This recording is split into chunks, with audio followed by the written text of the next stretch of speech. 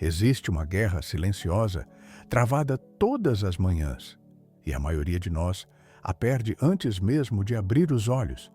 Começa não com um som, mas com uma vibração. O alarme do celular, que não é mais um chamado para despertar, mas um portal imediato para o caos.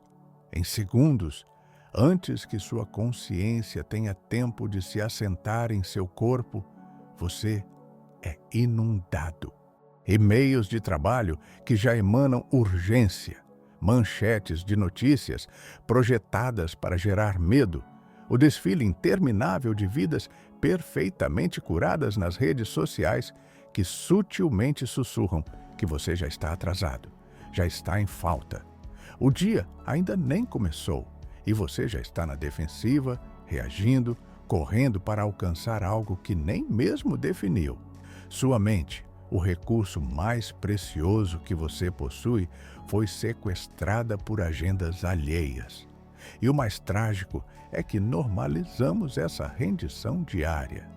Aceitamos que a ansiedade matinal é o preço do ingresso para a vida moderna. Mas e se eu lhe dissesse que essa não é a única maneira de viver? E se eu lhe dissesse que os filósofos antigos, que viveram em um mundo de pragas, guerras e tirania, desenvolveram uma tecnologia mental tão poderosa que é capaz de protegê-lo da tirania digital de hoje? Eles não a chamavam de aplicativo ou biohack.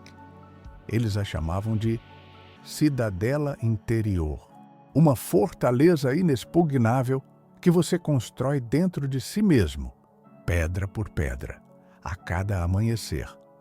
Este vídeo não é uma lista de 10 meditações para você ouvir passivamente. É um manual de arquitetura para a sua própria mente. Não estamos aqui para te dar frases de efeito para repetir, mas para te ensinar a forjar as ferramentas com as quais você construirá sua serenidade. A questão não é se você pode encontrar 10 minutos de paz pela manhã. A questão é se você está pronto para parar de entregar a chave da sua mente para o mundo e, finalmente, reivindicar o trono que sempre foi seu por direito. A primeira tarefa do arquiteto da própria alma não é colocar uma pedra, mas sim definir o terreno. É olhar para a vastidão de possibilidades que é a sua vida e traçar um único ponto no horizonte. Chamamos isso de propósito, mas a palavra foi tão banalizada que perdeu sua força. Pense nisso de outra forma. É o seu norte magnético pessoal. Sem ele, você é um navio à deriva, empurrado por cada onda de opinião, cada vento de oportunidade passageira, cada corrente de expectativa social. Você pode estar em movimento constante e ainda assim não chegar a lugar nenhum. A meditação matinal sobre o propósito não é um exercício de sonhar acordado sobre um futuro ideal. É um ato brutal de honestidade no presente. É perguntar a si mesmo, antes que o mundo lhe diga o que você deveria querer. O que para mim não é negociável? Que valor, quando tudo mais for despido, permanece como minha espinha dorsal? Não procure por uma resposta grandiosa como salvar o mundo. Talvez seu propósito hoje seja ser um oásis de calma em um escritório caótico. Talvez seja criar uma hora de verdadeira conexão com seus filhos, livre de distrações. Talvez seja escrever uma única página honesta, mesmo que ninguém a leia. O estoicismo nos ensina que o propósito não é um destino, é uma direção. É o critério que você usa para dizer sim e, mais importante, para dizer não. Ao sentar-se em silêncio pela manhã, visualize as encruzilhadas do dia que virá. A reunião tensa, a conversa difícil, a tentação da procrastinação.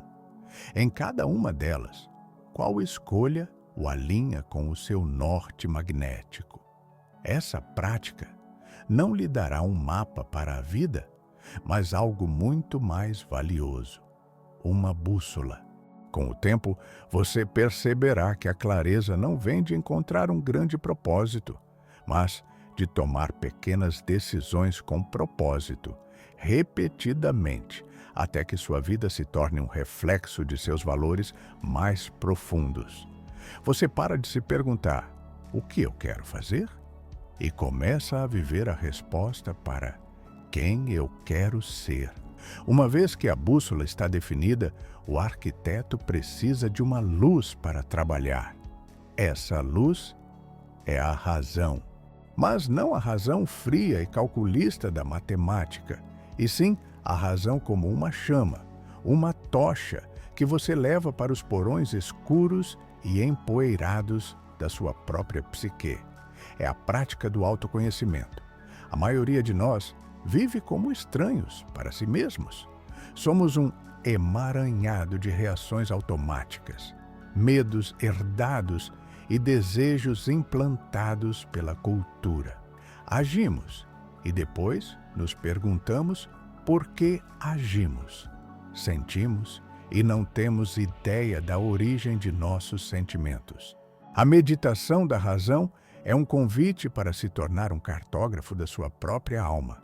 Pela manhã, em vez de consumir informações externas, volte a tocha para dentro. Observe os pensamentos que surgem.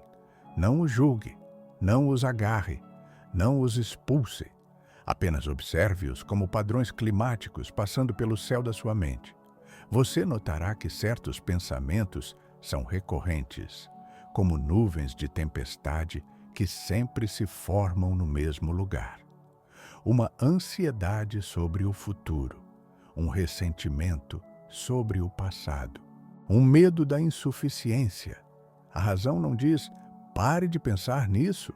A razão pergunta: isso é verdade? Isso está sob meu controle? Esse pensamento está me servindo ou me escravizando? Epicteto nos deu a ferramenta mais poderosa de todas, a dicotomia do controle. Algumas coisas estão sob nosso poder, outras não. Nossas opiniões, aspirações, desejos e aversões estão sob nosso poder. Nosso corpo, reputação, posses e os eventos do mundo não estão. A ansiedade, em sua essência, é o resultado de tentarmos controlar o incontrolável. A serenidade é o resultado de focarmos nossa energia exclusivamente naquilo que nos pertence, nossas escolhas, nossas respostas, nosso caráter. Todas as manhãs, faça um inventário. O que o dia de hoje pode me trazer que está fora do meu controle? A crítica de um chefe, o trânsito, a doença de um ente querido, a instabilidade econômica. Aceite isso.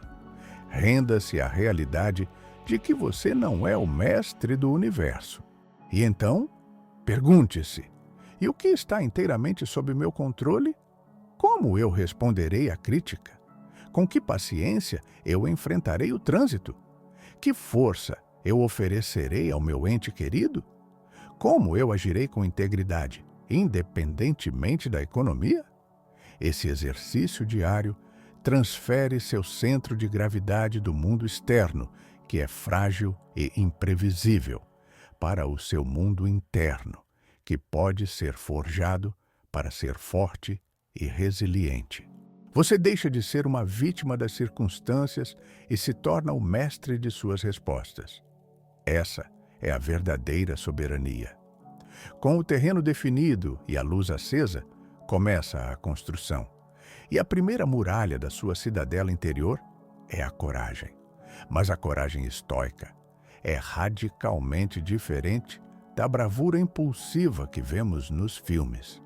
Não é a ausência de medo, é a capacidade de agir de acordo com seus princípios, apesar do medo. O medo é uma emoção primária, uma resposta biológica. Tentar não sentir medo é como tentar não sentir fome. É inútil. A coragem é a função superior, a escolha consciente que você faz quando o alarme do medo está soando.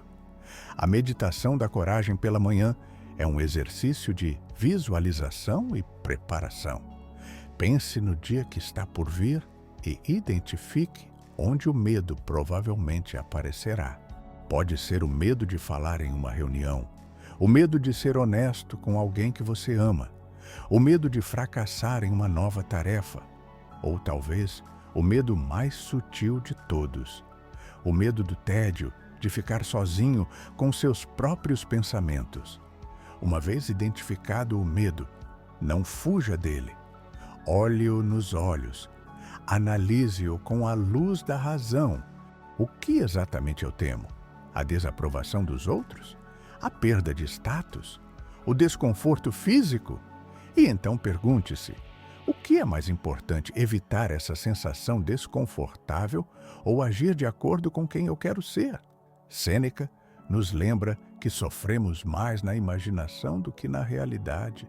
Nós construímos monstros em nossas mentes que são muito mais aterrorizantes do que qualquer desafio real.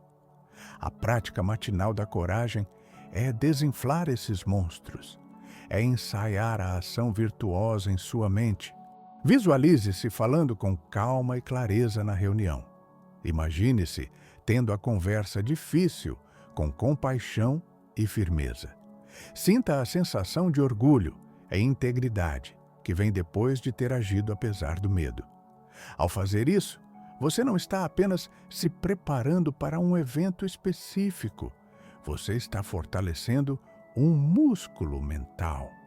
Cada pequeno ato de coragem, cada vez que você escolhe sair 1 milímetro da sua zona de conforto, você expande os limites do que é possível para você. A coragem se torna um hábito, não um ato heróico isolado. E a muralha da sua cidadela se torna um pouco mais alta, um pouco mais forte, pronta para os desafios inevitáveis que a vida trará. Se a coragem é a muralha, a integridade é a argamassa que une cada pedra. Sem ela, a estrutura inteira desmorona sob pressão. Integridade, no sentido estoico, é a coerência absoluta entre seus valores, suas palavras e suas ações. É a recusa em viver uma vida fraturada, onde você pensa uma coisa, diz outra e faz uma terceira. Essa falta de alinhamento é uma fonte enorme de sofrimento psicológico. Ela gera culpa, vergonha e uma sensação constante de ser uma fraude. A integridade, por outro lado, gera paz. É a tranquilidade que vem de saber que você é um todo unificado, que não há nada a esconder. A meditação sobre a integridade pela manhã não é sobre se chicotear por falhas passadas. É sobre definir uma intenção clara para o presente. É um ato de renovação do seu contrato consigo mesmo. Pergunte-se, quais são os meus valores fundamentais? Honestidade, compaixão, disciplina, justiça. Escolha 1 ou 2 para focar no dia que se inicia. E então, preveja os momentos em que esses valores serão testados. Onde a tentação de pegar um atalho aparecerá. Onde a fofoca será a moeda social mais fácil. Onde será mais conveniente culpar outra pessoa por um erro seu. Ao antecipar esses testes, você se arma contra eles. Você prepara sua resposta de antemão. Quando o momento chegar, a decisão não será impulsiva, mas uma escolha consciente, alinhada com a pessoa que você decidiu ser naquela manhã. A integridade não é sobre perfeição. Haverá dias em que você falhará. A prática estoica não é sobre nunca errar, mas sobre como você lida com o erro. É sobre reconhecê-lo honestamente, sem desculpas, aprender com ele e se comprometer a fazer melhor da próxima vez. Cada pequena ação de integridade, devolver o troco extra, admitir um erro, manter uma promessa, é como aplicar uma camada de argamassa na sua cidadela. Pode não parecer muito no momento, mas com o tempo, essas pequenas ações criam uma estrutura de caráter tão sólida que nenhuma tempestade externa pode abalar. Você se torna confiável, não apenas para os outros, mas, o que é mais importante, para si mesmo. E essa autoconfiança é a base de uma vida bem vivida. Com as muralhas erguidas e a argamassa curada, é hora de postar um sentinela na torre de vigia. Esta é a prática da observação. É a habilidade de assistir ao fluxo de seus próprios pensamentos e emoções sem ser arrastado por eles. A mente não treinada se identifica com cada pensamento que surge. Se um pensamento de raiva aparece, eu sou raiva. Se um pensamento de tristeza aparece, eu sou tristeza. O observador estoico entende uma verdade fundamental. Você não é seus pensamentos. Você é a consciência que observa os pensamentos. Essa distinção é a diferença entre ser um barco à deriva em um oceano tempestuoso e ser o farol, firmemente ancorado na rocha, observando as ondas quebrarem. A meditação da observação pela manhã é simples na forma, mas profunda no efeito. Sente-se e preste atenção à sua respiração. Quando os pensamentos surgirem, como inevitavelmente surgirão, apenas rotule-os gentilmente. Preocupação, planejamento, julgamento, lembrança. E então, volte sua atenção para a respiração. Você não está lutando contra os pensamentos, você está apenas se recusando a embarcar no trem de cada um deles. Essa prática cultiva um espaço entre o estímulo e a resposta. No dia a dia, algo acontece. Alguém te corta no trânsito, você recebe um e-mail rude. O estímulo. A reação automática da mente não treinada é imediata. Raiva, frustração, indignação. A mente treinada pelo observador percebe o estímulo e, em seguida, percebe a emoção surgindo. Ah, aqui está a raiva. Nesse pequeno espaço que a observação cria, a liberdade nasce. Você pode escolher sua resposta. Você pode reconhecer a raiva sem ser consumido por ela. Você pode escolher respirar fundo em vez de buzinar. Pode escolher responder ao e-mail com calma e profissionalismo, em vez de reatividade. Essa habilidade de observar suas emoções sem julgamento é um superpoder. Ela o impede de ser sequestrado por seu próprio cérebro límbico. Permite que você navegue pelo mundo com equanimidade, respondendo aos eventos com sabedoria, em vez de reagir com instinto.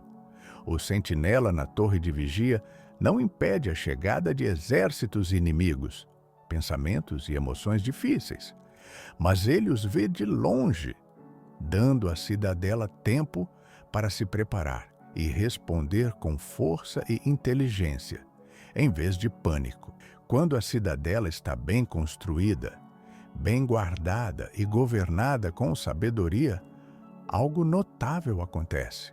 Ela deixa de ser apenas uma estrutura defensiva e se torna uma fonte de luz. Viver de acordo com a virtude estoica não é um ato egoísta de autoaperfeiçoamento. É a compreensão de que a maneira mais eficaz de melhorar o mundo é se tornando uma pessoa melhor. Suas ações, sua calma, sua resiliência se tornam um exemplo para todos ao seu redor.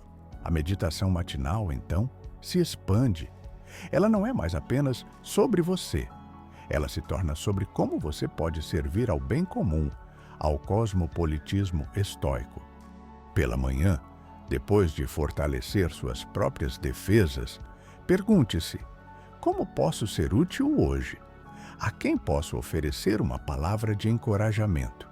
Onde posso aplicar minha força para aliviar o fardo de outra pessoa? Como minhas ações podem refletir a ordem e a razão que busco cultivar internamente? Ser uma fonte de luz não significa fazer grandes gestos heróicos. Significa praticar a gentileza nas pequenas interações. Significa ouvir com atenção plena, em vez de esperar sua vez de falar. Significa oferecer ajuda, sem esperar nada em troca. Significa manter a calma e a perspectiva quando todos ao redor estão perdendo a cabeça, tornando-se uma âncora de estabilidade para sua família, sua equipe, sua comunidade. Marco Aurélio, o imperador filósofo, se lembrava todas as manhãs que ele encontraria pessoas intrometidas, ingratas, arrogantes e invejosas. Mas ele também se lembrava de que eles eram assim por ignorância do que é bom e mal, e que ele compartilhava com eles da mesma natureza racional. Portanto, ele não podia se zangar com eles, pois nascemos para a cooperação. Essa é uma mudança de paradigma radical.